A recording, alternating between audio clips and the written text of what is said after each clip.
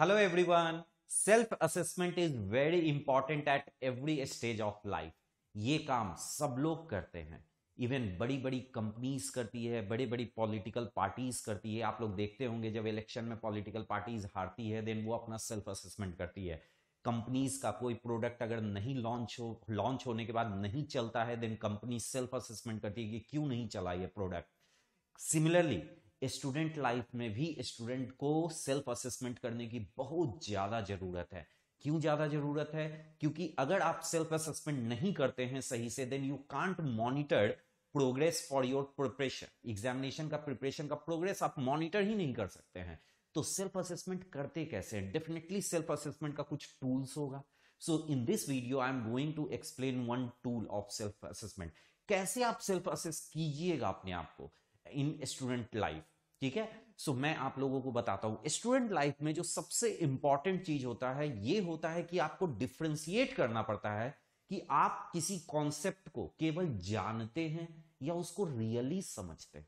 Student generally confuse रहते हैं. उनको लगता है कि वो सब चीज समझते हैं लेकिन मोस्ट ऑफ द टाइम वो चीजों को केवल जानते हैं, समझते नहीं है, जिसकी वजह से उनसे न्यूमेरिकल्स नहीं बनता है. सो कैसे आपको पता चलेगा कि आप चीजों को जानते हैं या आप चीजों को समझते हैं? सो नाउ फर्स्ट मैं इसको ये लैंग्वेज में एक्सप्लेन कर रहा हूं एंड देन उसके बाद एक एग्जांपल देके समझाऊंगा आप लोगों को कि इसका क्या मीनिंग होता है. So it's very simple. अगर कोई भी कॉन्सेप्ट आपको किसी ने बताया, लाइफ का कोई भी कॉन्सेप्ट, सब्जेक्ट का हो या अपार्ट फ्रॉम सब्जेक्ट, कोई भी कॉन्सेप्ट अगर आपको किसी ने बताया और फिर आपने किसी को बताया, जब आप किसी दूसरे को बता रहे हैं और आपने वही एग्जाम्पल का यूज किया जिस एग्जाम्पल से आपको समझाया गया था, then it means you only know the things. आप केवल चीजों को जानते हैं. लेकिन जब आप किसी को समझाने के लिए एग्जाम्पल चेंज कर पाते हैं और अपना नया एग्जाम्पल से उस चीज को एक्सप्लेन कर देते हैं, it means you understand the things. So this is the difference between जानना एंड समझना.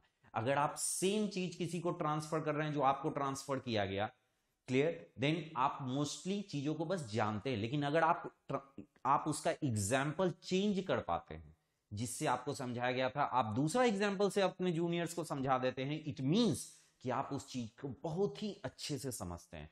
फॉर एग्जाम्पल बचपन में हम लोगों को स्वीट का मीनिंग समझाया गया था कि क्या स्वीट होता है, स्वीट मतलब क्या होता है, स्वीटनेस, स्वीट, ये सब स्कूल में मैडम हम लोगों को समझाई थी. कैसे समझाती है? चीनी, जो हम लोग चीनी बचपन में खाते हैं दैट इज मीठा होता है, चीनी स्वीट होता है. चॉकलेट स्वीट होता है, मिठाई जो हम लोग खाते हैं दैट इज स्वीट. सो बचपन में मैडम हम लोगों को ये सब एग्जाम्पल देके समझाती है. लेकिन जब आप टीनेज में पहुंच जाते हैं तो आपको स्वीटनेस को एक्सप्लेन करना होता है, तो आप लोग एक्सप्लेन करते हैं क्रश की बातें सबसे ज्यादा स्वीट होती है, इजंट इट? सो टीनेज के लोगों के लिए क्रश की बातें सबसे ज्यादा स्वीट होती है, उससे ज्यादा स्वीट उनके लिए कुछ नहीं होता है. सिमिलरली जब आप जॉब में जाते हैं तो जॉब में मंथ के एंड में when you get a message your salary has been credited in your account, this message is one of the sweetest thing in your life जितने टाइम आप जॉब में रहते हैं. And when you go to the old age में grandchildren की बातें सबसे ज्यादा स्वीट लगती है, सबसे ज्यादा.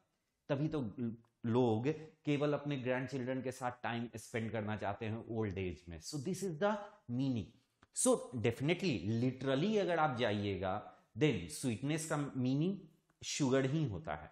लेकिन जब आप इसको अच्छे से इसके इसेंस को समझने लगते हैं देन आप एग्जाम्पल्स कीप ऑन चेंजिंग. ठीक है, एग्जाम्पल चेंज होता है, आपको स्वीटनेस समझाना होता है तो आप उसके मीनिंग पे चले जाते हैं, ना कि लिटरल मीनिंग पे जाते हैं. सो this is the difference. Similar thing you can apply everywhere. आप जो कोर्स पढ़ते हैं उसमें जो एग्जाम्पल देके टीचर आपको समझाते हैं, अगर आप एग्जाम्पल चेंज करके किसी दूसरे को समझा पा रहे, it means you know the whole concept of that thing. So this is the difference. तो आपको चीजों को केवल जानना नहीं है, चीजों को समझना है. अब आप क्या कीजिए, आप अपने सिलेबस के हर एक पोर्शन को देखिए और इमेजिन कीजिए कि आप इसी चीज को किसी दूसरे को दूसरा एग्जाम्पल देके आप एक्सप्लेन कर सकते हैं या नहीं. अगर आप एग्जाम्पल चेंज करके किसी को एक्सप्लेन कर सकते हैं then that is the meaning of understanding. इसका मतलब आप वो चीज समझते हैं और आप वही एग्जाम्पल बस एक्सप्लेन कर पा रहे हैं जो आपको टीचर ने बताया. इट मींस कि आप चीजों को बस जानते हैं।